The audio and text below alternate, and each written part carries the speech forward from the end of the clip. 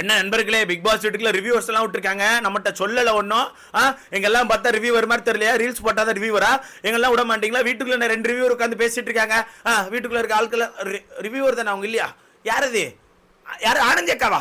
என்னது எங்க அக்கா ஆனந்தியா? ஐயோ, எங்க அக்கா மண்டைகள் ஒரு வேலை. இது என்ன வித்தியாசமான வேலையா இருக்கு? ரிவ்யூ பண்ணிட்டு இருக்காங்க.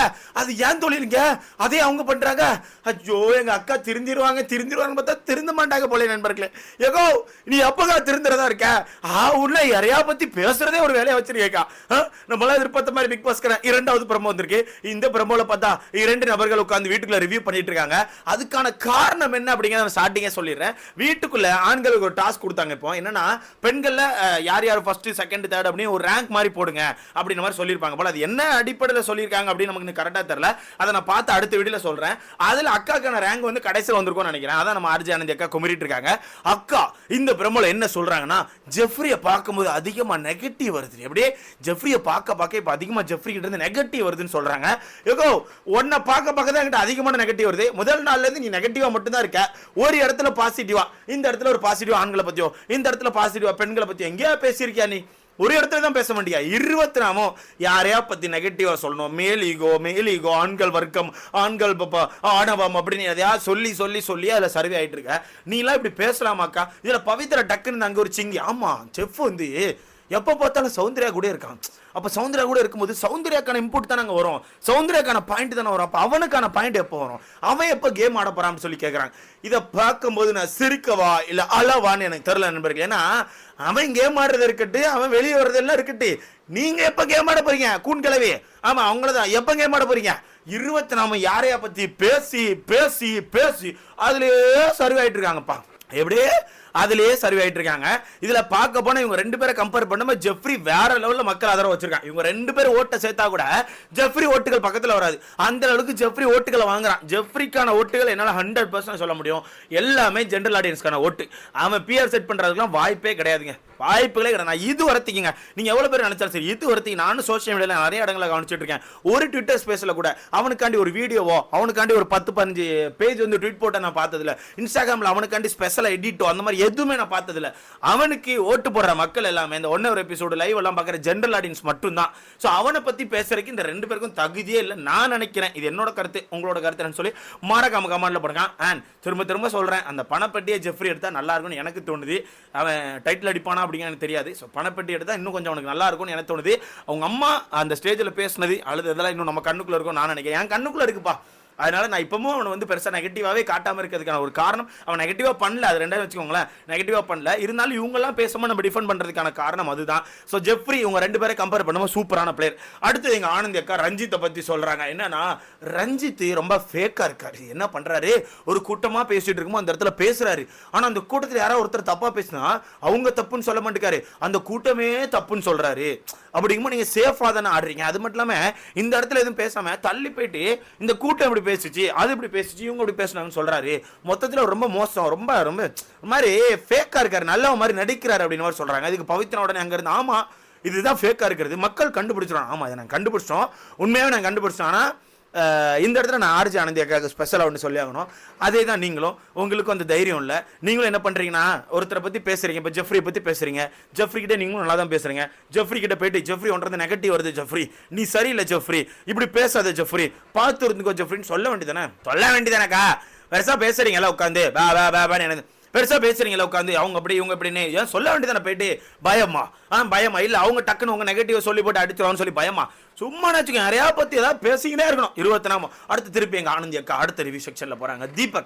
தீபக் வந்து அவருக்கு ஃபேவரா இருக்க ஆள்கிட்ட மட்டும் ஒரு மாதிரி பேசுறாரு, அவருக்கு ஃபேவரா இல்லாத ஆள்கிட்ட வந்து ஒரு மாதிரி பேசுறாரு, ஃபேவரட் ஒரு மாதிரியும் ஃபேவரட் இல்லாத ஆள்கிட்ட ஒரு மாதிரி பேசிக்கிட்டு இருக்காரு. அது சரியில்லை, கொஞ்சம் ஒரு மாதிரி இருந்த மாதிரி இருக்காரு அப்படின்னு சொல்றாரு. அக்கா திரும்ப அவன்கிட்ட கேட்குறேன், நீ யாருக்கிட்டே ஓப்பனா பேசியிருக்கியா? நீ இப்போ என்ன பண்ற? இப்போ நீ என்ன பண்ற? உட்காந்து ஆனந்திச்சு பவித்ரா கிட்ட உட்காந்து வளரிட்டு இருக்க, அப்படிதானே? இதே மாதிரி நேராக போய் பேச வேண்டியதானே? இதே மாதிரி நேரா போயிட்டு அப்பா ரஞ்சித் நீ சரியில்லப்பா, எப்பா தீபக் நீ சரியில்லப்பா, எப்பா ஜெஃப்ரி நீ சரி, இப்படி சொல்ல வேண்டியதானே? யார்கிட்டயா சொல்லியிருக்கீங்களா? அவங்க கிட்ட எப்படி பேசுவீங்க? ஜெஃப்ரி செம்மை ஆடுறடா, ஜெஃப்ரி அந்த டாஸ்க்ல ஒரு மூவ்மெண்ட் அல்ல மாசு காட்டி, இப்படி தானே பேசுவீங்க. இப்படி தானே பேசுவீங்க. அவங்ககிட்ட ஒரு பேச்சு, தள்ளி வந்து ஒரு பேச்சு, அதானே பண்றீங்க. அப்ப அவர் மட்டும் எங்க ஃபேவரட் பாக்குறாரு. எனக்கு தெரிஞ்ச ஒரு ஃபேவரட் பாக்கல. அவர் என்ன பண்றாருன்னா, நீங்க பண்ற தப்ப டப்புன்னு உடைச்சு பேசிடுறாரு. நீங்க பண்ற தப்ப டப்புன்னு அந்த இடத்துல உடைச்சு, நீ இது தப்பு பண்ற, இது தப்பு அப்படின்ற மாதிரி பேசுறாரு. அதை ஆனந்தி அக்கால பொறுத்துக்க முடியல நினைக்கிறேன். இப்போ உட்காந்து குமிரிட்டு இருக்காங்க, இல்ல பவித்ராவும் சேர்ந்து குமிரிட்டு இருக்காங்க.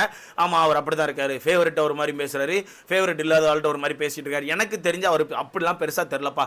எனக்கு தெரிஞ்சு ஒரு இண்டிவிஜுவல் பிளேயரா நான் அவரையும் ஒரு லிஸ்ட்ல வச்சிருக்கேன். தனியா வரப்போற நாட்கள்ல பயங்கரமா இண்டிவிஜுவல் பிளே பண்ணுவாருன்னு தோணுது. பார்க்கலாம் எப்படி இருக்குன்னு சொல்லிட்டு. இந்த வரப்போற 3 வாரங்கள் டாஸ்க் அது இதுன்னு சொல்லி ஃபயரா இருக்க போது வேணா பாருங்க. பட் டாஸ்க் ஃபயரா இருக்கும். ஈவன் அந்த ஃபயர் ஆடுவான்லாங்கிற நம்ம வெயிட் பண்ணி தான் பார்க்கணும். ஆனா ஓப்பனா சொல்லிட்டாங்க, டாஸ்க் இதுக்கப்புறம் ஃபயரா இருக்கும். உண்மையா சொல்றேன், செம்ம ஃபயரா இருக்கும். அதுதான் உண்மை. ஸோ இந்த இடத்துல நம்ம அவங்க பேர் என்ன தீபக் பத்தி சொல்றாங்களா, அது தொடர்ந்து அவங்க பேர் என்ன, அவங்க விஜய் விஷால் இந்த வீட்டுல அவர் என்டர்டைன்மெண்ட் மட்டுமே ஒரு வெப்பனை வச்சிருக்காரு. தனக்கான என்டர்டைன்மெண்ட் மட்டும் ஒரு பவரை யூஸ் பண்ணி சர்வே பண்ணிட்டு இருக்காரு. அந்த பவரை, அந்த வெப்பனை தீபக் மேல யூஸ் பண்ணணும். இப்படியே தீபக் மேல யூஸ் பண்ணி தீபக்கான அந்த ஃபேஸை உடைச்சி வெளியே காட்டணும். அப்பதான் கேம் நல்லா இருக்குன்னு சொல்லிட்டு. ஓகே, புரிஞ்சுக்கா. அப்போ இந்த வாரம் உன்னோட டார்கெட் வந்து தீபக். அந்த டார்கெட்டை யாரை வச்சு அடிக்க போறேன்னா விஜய் விஷால் வச்சு. அப்படிதானே? விஜய் விஷாலை கூட்டி நைட்டு உட்கார வச்சு, விஜய் விஷால் நீயும் தர்ஷிகா ஒன்று பண்றீங்க தெரியுமா, வேற லெவல்டா, சூப்பரா இருக்குடா, நீ என்ன பண்ற, உங்க காதலுக்கு தடையா இருக்க தீபக் தாண்டா, தீபக்கை மட்டும் நீ போட்டு தள்ளிட்டனா, நீ தாண்டா மாசுன்னு சொல்லிட்டு விஜய் விஷாலை ஏத்தி விட்டு, விஜய் விஷால் நீ தான் பெரிய என்டர்டெய்னர் சொல்லி அவனை ஒரு மாதிரி ஏத்தி கிண்டி விட்டு அவனை வச்சு ஒரு கேம் ஆட போறாங்க அப்படிங்கறதா உண்மை. நல்லா யோசிச்சு பாருங்க, அவனை வச்சு ஒரு கேம் ஆட போறாங்க. வரப்போற நாட்கள் கண்டிப்பா எனக்கு தெரிஞ்சு விஜய் விஷாலுக்கும் தீபக்கும் முட்டுறதுக்கான வாய்ப்புகள் அதிகமா இருக்கு. ஏன்னா அதை எடுத்துக்காட்டா நீங்க இப்போ நேத்துக்கான எபிசோட் பார்த்துருக்கலாம். நேத்துக்கான எபிசோட்ல கிராசரியை பத்தி பேசிட்டு இருக்கும்போது விஜய் விஷால் எந்திரிச்சு ஒரு தற்கு தினமும் ஒன்று பண்ணிருப்பான். என்னன்னா, சார் நாங்கள் நிறைய பொருட்கள் எடுத்தோம் சார், அப்புறம் என் பெட்டியில இருந்து தீபக் அண்ணன் பொருட்கள் எடுத்து வெளியே போட்டார் சார், அது எனக்கு கொஞ்சம் வருத்தமா இருந்து சார் அப்படின்னு. ஏன்டா தற்கொலை, உன் பெட்டியில இருந்து பொருட்களை எடுத்து வெளியே போடலன்னா உங்களுக்கு சாப்பாடே கிடைச்சிருக்காதரா? அதெல்லாம் அவர் பண்ணியிருக்காது. அந்த நல்லதை ஃபர்ஸ்ட் உனக்கு அது கவனிக்குமா தப்பா தெரிஞ்சு, ஆனா அதுக்கு ரெண்டாவது அது ஒரு நல்லது உனக்கு புரிஞ்சிருக்குல்ல. அந்த பொருட்கள் எடுக்கணும் உங்களுக்கு சாப்பாடு கிடைச்சிருக்கல, அது ஒரு நல்லதுன்னு தெரிஞ்சோடனே அதை பத்தி பேசக்கூடாதுல்ல. அப்போ தீபக் பண்ணது நல்லது தானே விடணும். நீ அப்பவும் உனக்கான வன்மத்தை அங்கே கொட்டணும். நான் எடுத்த இதுல இருந்து சாமான் எடுத்து வெளியே போட்டாருன்னு சொல்லி அவனோட விஷயத்தை மட்டும் நியாயப்படுத்தி டீமை பத்தி யோசிக்க மாட்டேங்கான். ஸோ அந்த விஷயத்தில் எனக்கு என்ன தெரியுதுன்னா, இவன் தீபக் மேலே ஏதோ ஒரு வகையில் கோவத்தில் இருக்கான். வரப்போகிற நாட்களில் இவன் காட்டுறதுக்கான வாய்ப்புகள் அதிகமாக இருக்குது. மேபி ஏதாவது டாஸ்க் நம்ம காட்டுவோம் நான் நினைக்கிறேன். பட் என்னால் ஒரு விஷயம் ஷுவராக சொல்ல முடியும், இவன் தீபக் நேராக மோத மாட்டான், இவன் தொடரடிக்கு போயிடல, அது வேறன்னு வச்சுக்கோங்களேன். மோதனா மூக்கோடப்பட போகிறது தீபக் இல்லை, விஜய் விஷால் தான். விஜய் விஷால் தான் மூக்கோடப்படுவான். அவன் யாருக்கு நேரம் பேசிக்க மாட்டாங்க. 50 நாள் பார்த்துட்டேன், யாருக்கு நேரம் ஓப்பனாக உட்காந்து பேசினதில்லை, சண்டை போட்டதும் இல்லை. யாராவது ஒருத்தர் சண்டை போடும்போது கூட அவங்க அப்படி சொல்கிறாங்கடோ, அதை நீ புரிஞ்சுக்கூடோ அப்படின்னு தான் சொல்லுவானே தவிர இவன் சண்டை போட்டதே இல்லை. யாரையா பற்றி பின்னாடி உட்காந்து கொச்சன்னு குறை பேசுவான். ஸோ அந்த இதில் எனக்கு தெரிஞ்சு இந்த வாரத்துக்கு அப்புறம் கேம் சூடு பிடிக்கும், டாஸ்க் நல்லா இருக்கும். பட் அதெல்லாம் இவங்க எப்படி ஆட போகிறாங்க தான் நான் லாஸ்ட் வீடியோ வந்து மென்ஷன் பண்ணிட்டு இருக்கேன். எங்கள் அக்காக்கான கேம் முடிஞ்சு போச்சு. ஜெஃப்ரி சொன்ன மாதிரி தான் எங்கள் அக்காக்கான கேம், எங்கள் அக்காக்கான ஸ்ட்ராட்டஜி எல்லாமே ஓவர். எங்கள் அக்கிட்ட வேறு ஸ்டாக் கிடையாது.